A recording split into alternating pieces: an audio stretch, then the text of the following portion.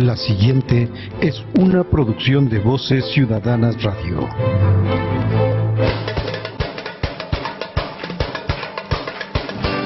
No dejes que el miedo mate tus sueños. Sueños al desnudo. Comenzamos. Deja que tus sueños sean olas que se van.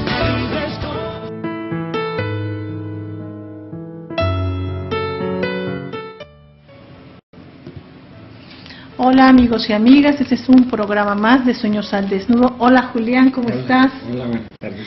Muy buenas tardes a todos. Bueno, pues el programa pasado, ustedes recordarán que tuvimos al doctor Jorge Saavedra, tuvimos un programa muy interesante que era Derecho a la Salud y aterrizamos en lo que VIH.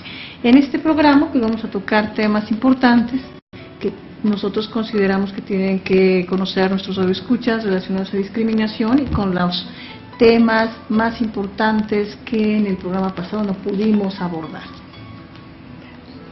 Vamos, Sí, Julián, la ¿qué nos situación tienes del país ahora? sigue siendo álgida y para no suavizar, tratar de profundizar en esta situación, traigo a colación una poeta mexicana grande, una gran maestra, y fue mi maestra en la Facultad de Filosofía en los 70s, la doctora Elsa Cross. Una importante filósofa mexicana y grandísima poeta espiritual. Uno de sus tantos libros es Jaguar. Ella es Premio Nacional de Poesía Aguascalientes del 89, recibió ese premio nacional. Es una gran poeta, yo tuve la fortuna de tenerla en mi formación académica como profesora. Uxmal se llama el poema. Un conjuro detiene las palabras en el umbral del pensamiento. Oculta lo que no tiene nombre todavía, se incuba en el aire, cerradas sus puertas invisibles. Como el fruto de un largo deseo toma forma, Uxmal, acaece en el tiempo y en una noche se edifica. Abren de sí su voluntad las piedras, la luna juega en los muros, los contornos borrosos se afianzan, brillan las gradas. Designios sobrepasan el hacer de los hombres. En contra de sí mismos, dieron cimiento a lo que no querían. Ciegos de tanto sol, reflejado en sus piedras pulidas, miraban sin mirar. El Dios tomó forma de mendigo y lo echaron de sus ciudades como a un perro. El viento sopla en cada dirección, como una ocarina, como un mirlo triste.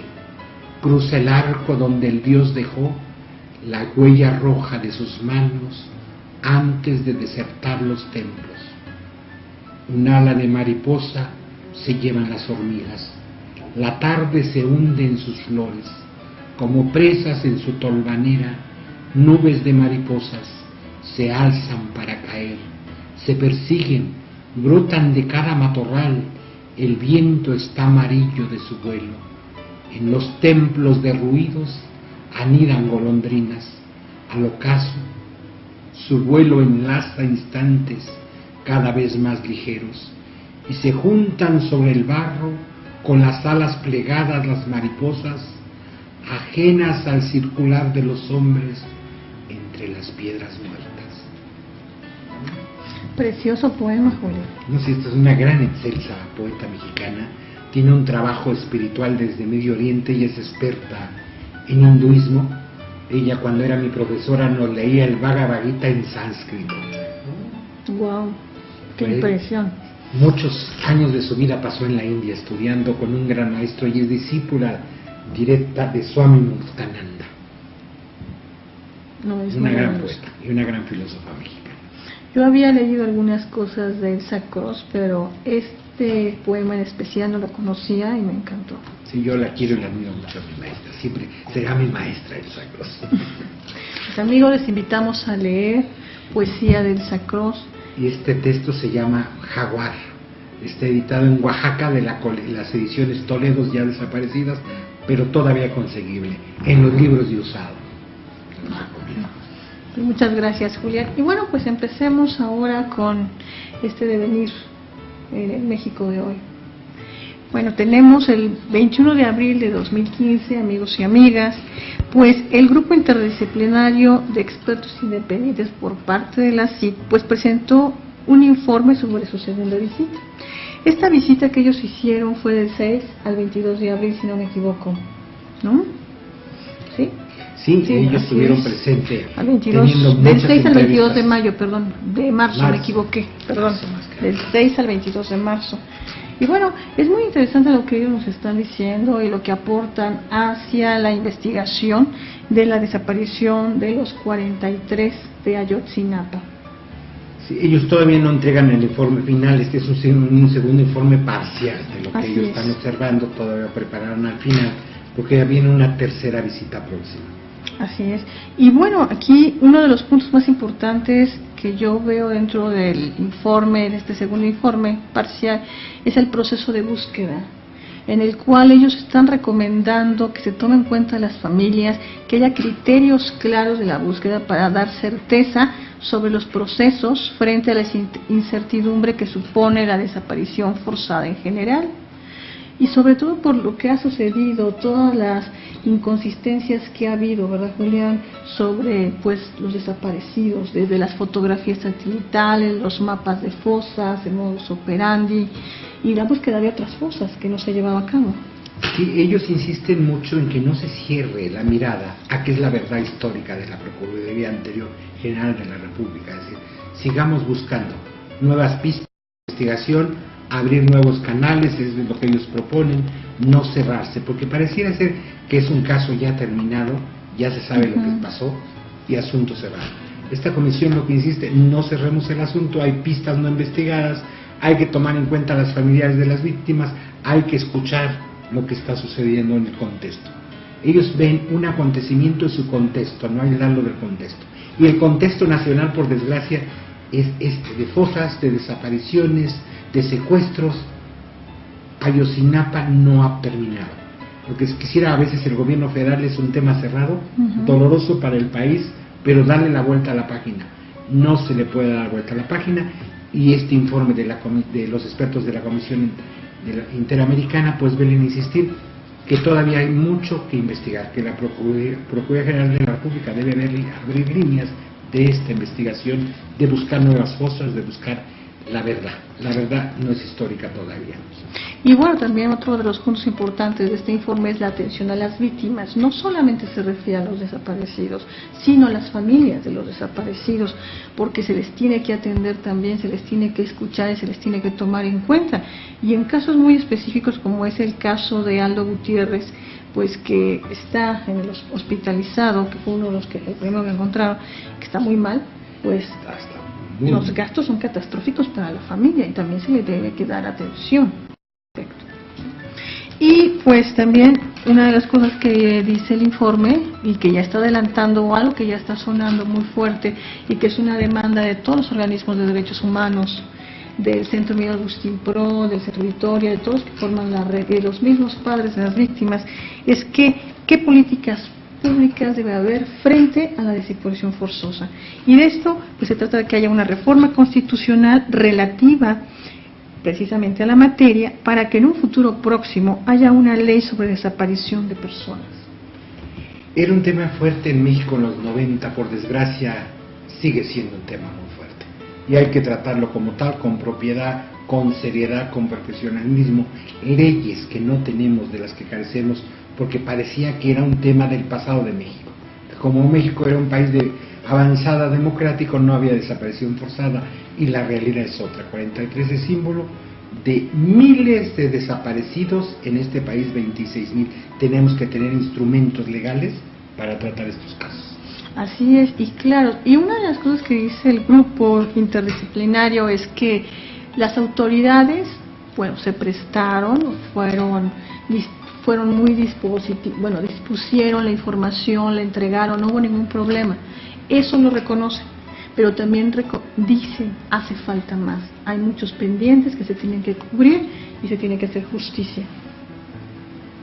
En este aspecto, pues son varios meses. Hoy los padres andan por una gira en Estados Unidos, en Canadá, en Europa, buscando justicia en los organismos internacionales, porque pareciera que en los organismos internos de México no hay justicia. En esta campaña, los próximos días se habrán, viendo movilizaciones, vimos el fin de semana pasado movilizaciones el domingo pasado 26, movilizaciones en torno a estas desapariciones. Así es. Y una última cosa que me gustaría comentar, el mismo grupo indica que se hizo la solicitud al batallón 27 de Iguala. Y respecto a esta solicitud, bueno, el grupo recibió una respuesta positiva y están a la espera de hacerla efectiva. Y nosotros también pues estamos a la espera de qué es lo que va a arrojar esa entrevista.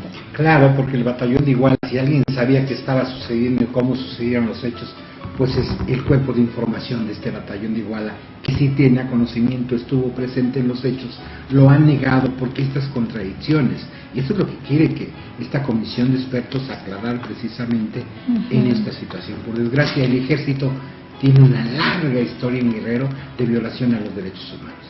Así es, y esto nos da pues pie, entrada, precisamente para un caso muy, muy terrible que ocurrió a principios de año en la masacre de Apatzingán, y que se negó que hubiera estado esta masacre. Y ahorita se está difundiendo por los organismos también de derechos humanos, en concreto artículo 19 da a conocer que federales fueron los autores de la masacre. Claro, y medios de comunicación que hacen investigación, por eso es que se reabre el caso, porque la Procuraduría tanto del Estado de México como la General de la República era un caso que había sido un enfrentamiento entre delincuentes y miembros del ejército, miembros de la Policía Federal, aquí no es el ejército, es la Policía Federal en este aspecto, y hoy nos damos cuenta que fue un fusilamiento, una masacre este aspecto. Entonces esto es gravísimo que siga sucediendo, que las fuerzas encargadas del orden metan el desorden, las fuerzas que pagadas con nuestros impuestos para protegernos son los que nos terminen matando y acribillando a gente inocente, familias, hombres y mujeres. Es terrible lo que está apareciendo en estos días, es terrible la investigación, las fotos, los videos y después la persecución a los sobrevivientes para que no se conociera esta verdad, porque hubo sobrevivientes. Sí, y esto es lo que dice precisamente artículo 19 para nuestros amigos. Artículo 19 pues es una organización independiente de derechos humanos y es reconocida mundialmente y pues trabaja en base a la protección y promoción de los derechos humanos, a la libertad de expresión, y está haciendo precisamente ese llamado a las autoridades mexicanas para que se garantice el libre flujo de información, porque aquí se ocultó la información y por eso se persiguió a los sobrevivientes. Claro, y acordémonos el comisionado Castillo, que ahora está en el Deporte, en la CONADE premiado, decir, él en su momento dijo que no había estos muertos, que no había sido una masacre, que había sido un enfrentamiento. Creo que este señor tiene mucho que decirnos, ya no está en funciones, pero era durante su periodo del comisionado en este aspecto de Michoacán que sucedieron estos hechos. Él tiene mucho que decir. Sí, porque es muy grave que la Policía Federal extrajudicialmente ejecutó a civiles desarmados en Apatzingán. Que esto es común, tampoco es la primera vez en el país. Nos que nos dedicamos a los derechos humanos, es común por desgracia en este país, pero ahora hay pruebas fehacientes y un caso mundial, sonado a nivel mundial, porque por desgracia tenemos prestigio de todas estas desgracias y todas estas violaciones a los derechos humanos en México, en todo el mundo. Hoy ya se sabe que México es un país que persigue, desaparece y masacra a sus ciudadanos. Así es, y esto es tremendo porque pensábamos que esto ya estaba superado, ya estamos en una democracia que se está sosteniendo con alfileres y nuevamente ocurren masacres de este tamaño, ¿no? Y que no deberían ocurrir ya, que todo debería de ser transparente, que la información debería de fluir y que las autoridades, como son las Fuerzas Armadas, la Policía Federal, pues y tendrían que protegernos. El Estado de México, que ha dilatado mucha información. Y la Procuraduría General también de la República, que son las encargadas de investigar, pues tienen que hacer su trabajo y protegernos y para que nosotros también podamos confiar en ellos. Bueno amigos, esto es todo por el momento. Vamos a una pausa. Gracias. ¿Y tú qué buscas? Amor, salud, paz, dinero, armonía, luz. No busques, encuentra. equilibrio, luz y armonía. Miércoles de 4 a 6, solo por Voces Ciudadanas.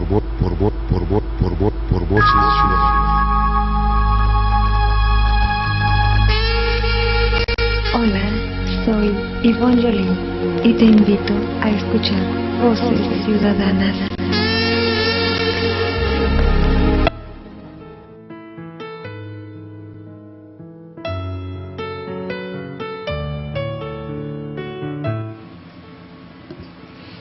Buenas tardes, amigos y amigas. Estamos nuevamente Julián y Laura con ustedes.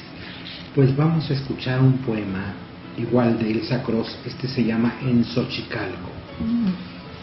Vacas pastando entre las ruinas. La milpa seca tiende un cerco amarillo. Muros de niebla borran las direcciones. Ninguna flor se abre. Zarzas se prenden en la ropa y el jaguar devora el corazón. Llovizna, ofrenda precaria. Las gotas dibujan en los charcos signos fugaces, no más fugaces que el día donde vimos deshacerse entre las manos, como una urna antiquísima, lo que más queríamos.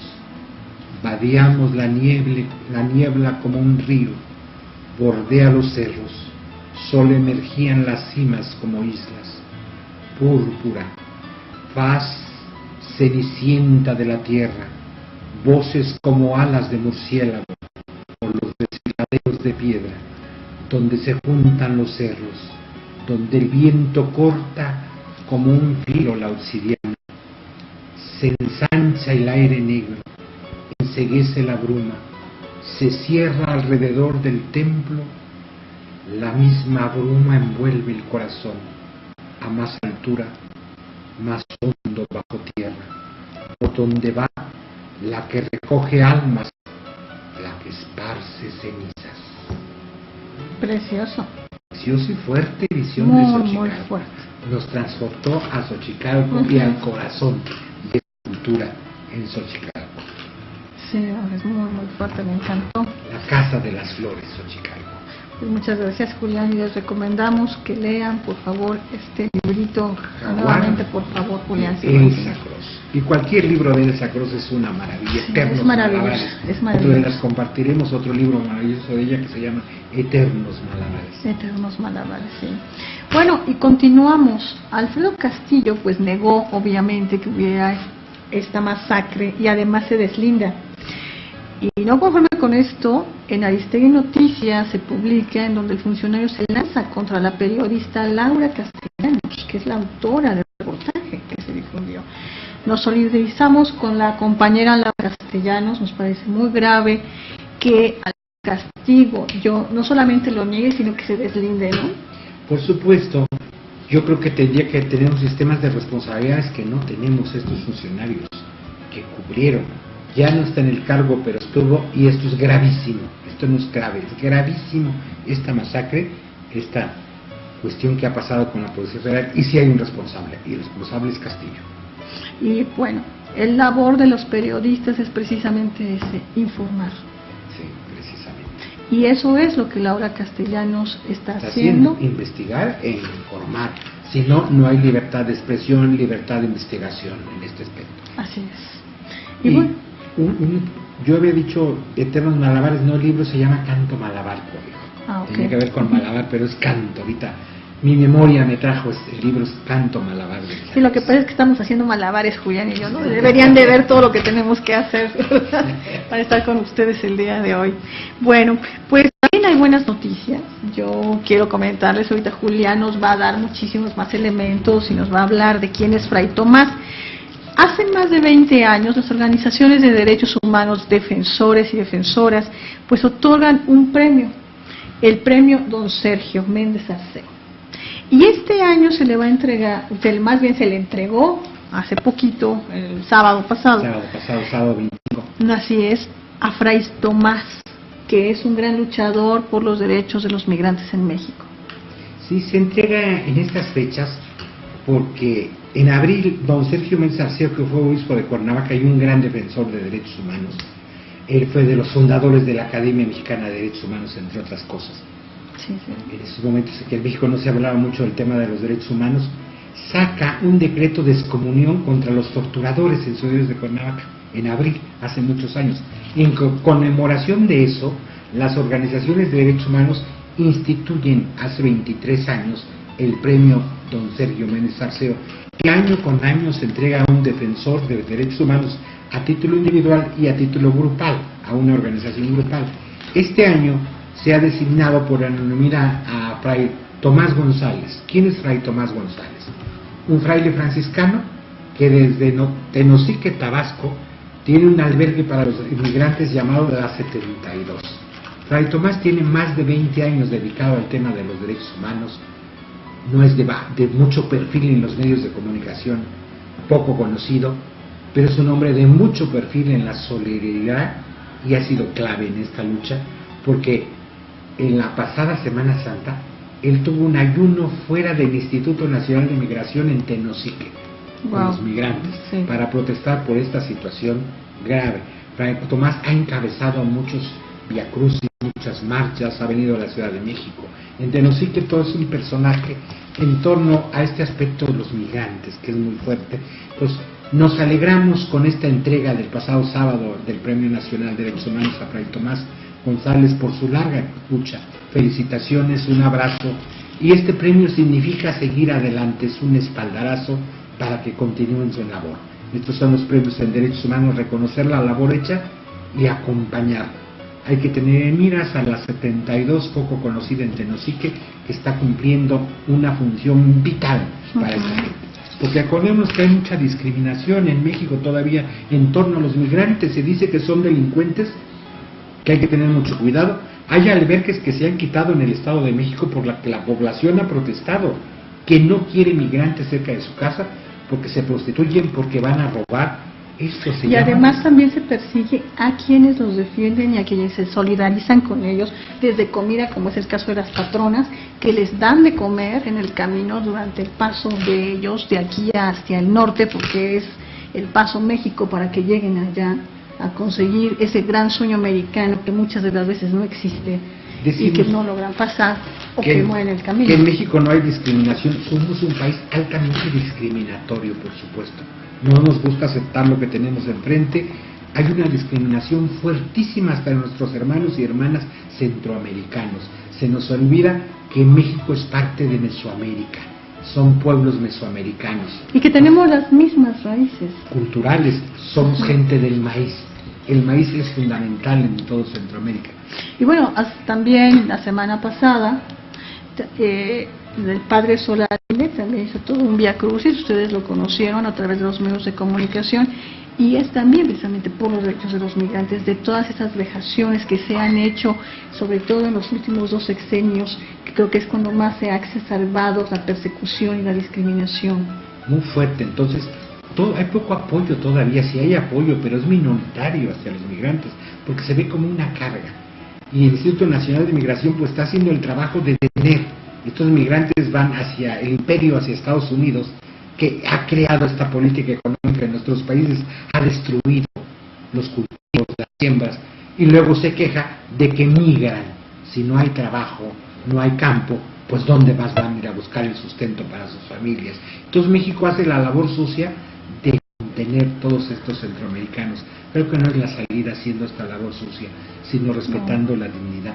Yo entiendo por discriminación el trato de inferioridad a una persona, a un colectivo, por motivos raciales, religiosos, políticos o etcétera. Y la equidad que introdujo el discurso de los derechos humanos nos ha hecho ver que todas las personas tienen igual dignidad por el hecho de ser personas, independientemente de su raza, de su color de piel, de su sexo, de su religión, de su preferencia sexual, de su condición de salud, de su lugar de nacimiento. Y hay una cosa más en este concepto de discriminación que se ha estado construyendo a través de los años, porque antes ni siquiera se ponía. Además es el único derecho en sentido negativo, es no discriminación, es el derecho a la no discriminación, y que ya está reconocido en la Constitución. Es que esa desventaja hace que una persona que tenga poder sobre la otra le haga un daño. ¿Qué estamos hablando? Pues un funcionario público, por ejemplo, un policía hacia un migrante. La desventaja del migrante pues es palpable. Y es por esa dignidad que tienen los migrantes como seres humanos que merecen un trato justo e igualitario. La dignidad es el valor, el estatus. Y los seres humanos somos los creadores del valor. Eso nos da un valor intrínseco, diferente al valor que les asignamos a las cosas en el mundo. Los seres humanos no son cosas, son sujetos. La ética es tratar a los sujetos como lo que son sujetos. Los migrantes no son cosas, sino son sujetos. Nuestros pueblos indios no son cosas, son sujetos. Por eso también hay discriminación en este país contra las poblaciones originarias. El último acuerdo en el Senado hace muchos años dice que los pueblos indios, o los pueblos indígenas más bien dicho, dice el documento, los pueblos indígenas eran objeto del derecho. Eso es discriminación. Completamente. Son sujeto. Por eso, esta capacidad de ser autónomos no tiene precio y no puede sacrificarse por nada. La dignidad es un valor intrínseco que no tiene precio. La dignidad es inherente a los seres humanos y nos otorga un valor intrínseco. La dignidad de cada uno y de cada una exige de los otros un trato respetuoso e imparcial que reconozca este valor intrínseco.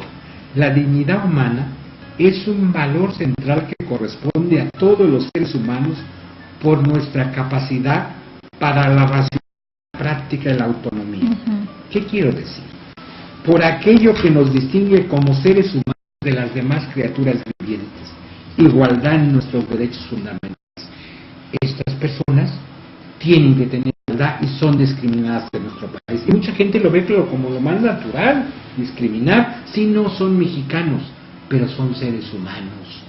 Si no hay razones para tratar a la gente de un modo distinto, estamos entonces hablando de discriminación y este país es altamente discriminatorio. Hoy estamos hablando de migrantes, pero podrían ser muchos temas de los que hablábamos de discriminación. Y que además parece que es algo que la sociedad lo tiene introyectado, porque hay hasta un dicho, ¿cómo te ven, te tratan? Claro. Y ahí empieza la discriminación, desde el más mínimo detalle, porque cómo estás vestido. Alguna aventura que tuvimos Adriana Carmona y yo, que seguramente recordará nuestra compañera Adriana Carmona, una vez estábamos en un ministerio público y las dos no veníamos vestidas propiamente como dos abogadas. Ella venía en shorts y yo iba en pants. Y si uno va así como abogado a un ministerio público, créanos que no nos hacen mucho caso, nos tuvimos que poner muy pesadas, pero es como te ven, te tratan. Sí. Y muchas de las leyes que maneja, propone y articula el Instituto Nacional de Migración son discriminatorias. Hay muchísima discriminación en el Instituto Nacional.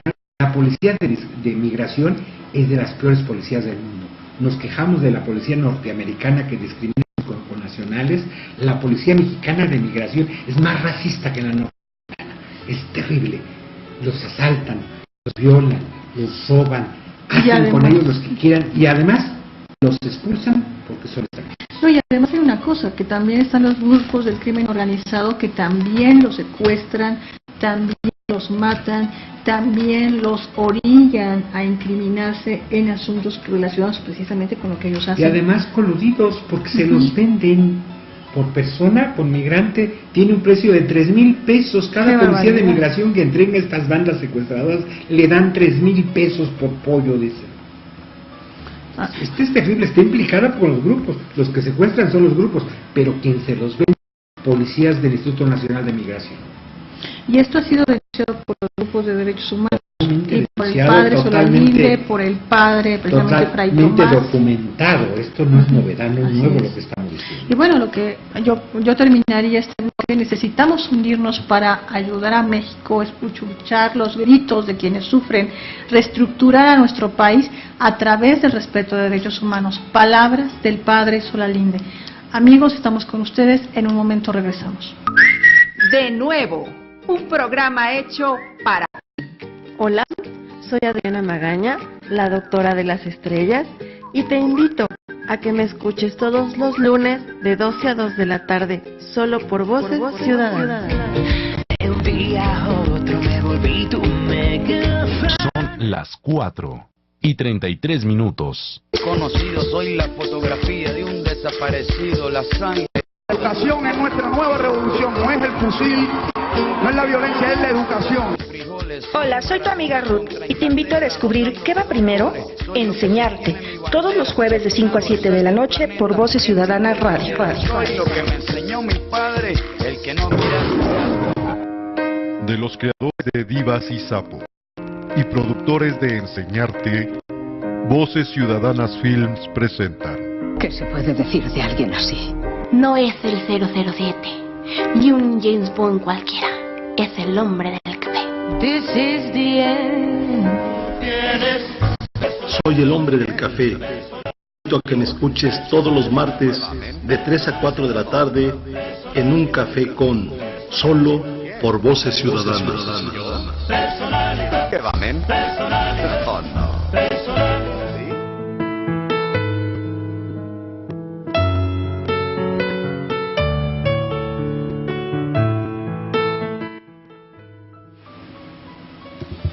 Buenas tardes, amigos y amigas, estamos de regreso con ustedes. Julián, a ver, este poema que me estaba diciendo en el corte es fabuloso, así que ahorita nos lo va a leer. Los bebedores de pulque, de Elsa Cross. El cerro se desmorona tras la lluvia. En mitad del ascenso brillan dispares sobre el campo las cúpulas de espejos. Dos hombres beben al lado de un pirul, bebedores de pulque, como aquellos cuya embriaguez se perpetúa en los frescos cerrados. Voces de chimeneas, cantos reverberan entre esos muros. Secreto el recinto, sagrada la bebida, y el transgresor, que antes sufría el destierro o la muerte, hoy solo ve perderse en borrachera la embriaguez divina, y lo alcanza a la madrugada tiritando en cualquier sitio. Hemos pasado por aquí. Los hombres viven taciturnos bajo el pirul.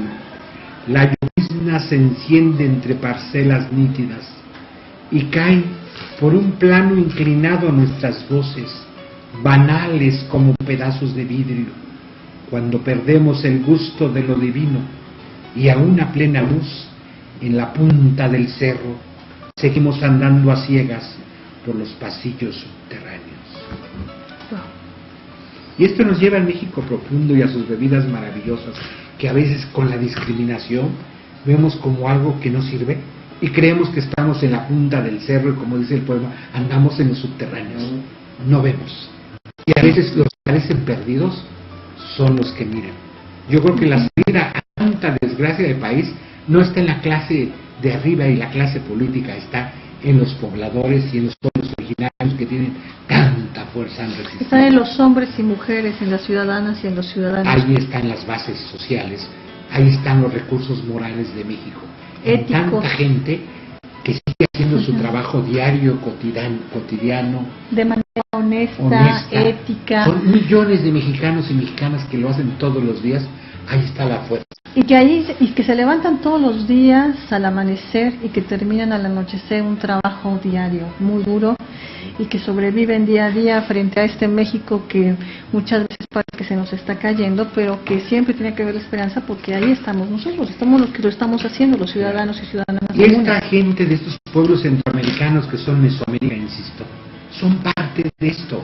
No los veamos que nos vienen a quitar, vienen a contribuir con sus culturas, sus miradas, sus historias, este tejido.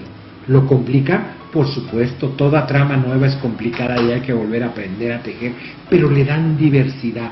Muchos en su paso se quedan y le han dado diversidad a las migraciones de este país. Las migraciones de Guatemala, cuando la guerra guatemalteca, cuando el ejército guatemalteco arrasaba aldeas, le dieron al sur de México otra mirada. Centroamérica es Mesoamérica, no se nos olviden este aspecto. Así es. Y hay una cosa muy importante que también tenemos que tomar en cuenta. Nuestro México, según la Constitución, nos menciona concretamente que todas las personas cuando entran a nuestro país gozarán de los derechos y garantías de las mismas que los mexicanos y mexicanos gozamos. Y aquí está el aspecto de la salud. La salud es fundamental para que también ellos tengan acceso a los servicios de salud. Y con migración, ahí tenemos un problema muy grave, porque una parte los está persiguiendo, pero por otro lado, el hecho humanitario marca que ellos tienen que tener esos servicios, sobre todo en caso de emergencia y a su paso por este país. Y que ya había una resolución y que ya por otro lado la Secretaría de Salud estaba haciendo lo propio para que se pudiera llevar a cabo, pero sigue habiendo muchísimos conflictos, muchísimas políticas que no se han llevado a cabo y que no se han operativizado. Y bueno, esto me lleva a mencionar concretamente el caso de personas con VIH, que en el sexenio antepasado, en el sexenio de Vicente Fox, por parte de la Secretaría de Salud, se hizo un oficio en el SENSIDA para que los migrantes por derecho humanitario pudieran tener servicios de salud emergentes y que pudieran tener acceso a los antirretrovirales. Si las personas con VIH migrantes pueden tenerlo, cualquier otro migrante que no tenga esta enfermedad, que tenga diabetes, que tenga y que necesite un servicio médico, también lo debe de tener. Y doble discriminación, ser migrante, ser de la diversidad o ser por de VIH, doble, triple discriminación. Y el cuádruple. Esto es terrible, van aumentando lo mismo. Ser migrante es ser migrante mujer. No es lo mismo ser migrante masculino que ser migrante transgénero, por ejemplo. Transexual. Vienen huyendo del terrible y el infierno que es la homofobia en Centroamérica y se encuentran con la homofobia mexicana que no canta mal las rancheras. Y que es terrible, y que ya por ahí ustedes recordarán, amigos, que tuvimos un programa precisamente con un sociólogo y antropólogo que es Daniel Hernández, que vamos a seguir comentando sobre este tema, los migrantes, sus derechos y los retos que México tiene. Bueno, esto es todo por el día de hoy, nos vemos en el siguiente programa, no nos despedimos, hasta luego. Buena semana. Muy buena semana, bye bye. Somos nuestros rostros y nuestras sonrisas. Somos nuestras manos y el sudor de nuestra frente. Somos nuestros pasos. Somos nuestras huellas. Somos el camino que día con día recorremos. Somos todo lo aprendido y lo mucho que nos falta por aprender. Somos el lugar del cual venimos y esa ilusión de a dónde vamos. Somos nuestra voz y la necesidad de levantarla contra cualquier forma de injusticia. Somos nuestra dignidad. Somos el anhelo de vivir y la experiencia de lo ya vivido. Somos nuestro corazón y la decisión libre de compartir la vida con la gente que amamos. Somos nuestra alma y la firme creencia de que somos parte de algo más. Somos el planeta que habitamos, el oxígeno que respiramos. Somos cada árbol que plantamos. Somos nuestros sueños, nuestra imaginación. Somos esa esencia que convierte formas, sonidos y colores en inspiración. Somos esperanza. Somos ilusión. Somos únicos y somos iguales. Somos humanos y tenemos derechos que protegen lo que somos.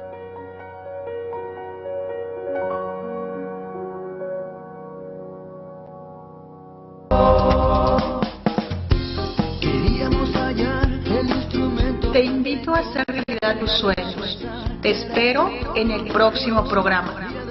Solo por Voces Ciudadanas. Esto fue una producción de Voces Ciudadanas Radio.